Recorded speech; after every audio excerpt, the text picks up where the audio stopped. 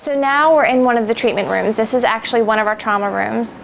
When you get back to a treatment room is when you'll be typically seen by a doctor or mid-level provider. They will determine what diagnostic tests they want to have done. Those diagnostics will be implemented: laboratory draws, CAT scans, plain films, and then we wait for those results.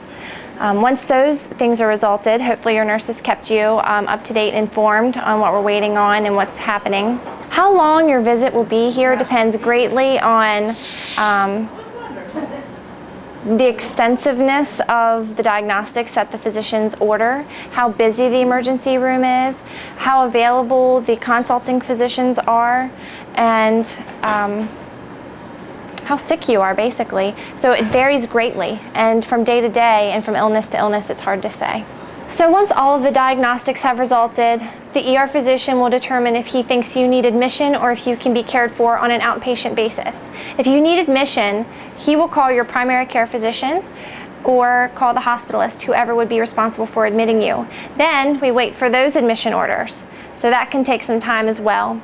And then once we get the admission orders, the order is placed with the house supervisor, and then sometimes we have to wait on a bed for you to go upstairs. So that's the process for getting admitted.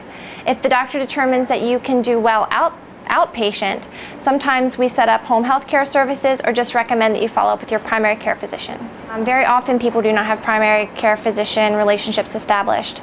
We do have a free clinic in town, and there is a physician finder available on the Meritus website. When someone comes to the emergency department, we ask that they please bring a current list of their medications with current dosages and how often they're taken. I recommend that people have a list on their refrigerator in case of emergency. It's something they can quickly grab. Of course, if you are experiencing chest pain, shortness of breath, stroke-like symptoms, or have bleeding or pain that's out of control, please come to the emergency room and call 911. Let that be the route you take. Think of an ambulance as a little mini ER room that's coming to you.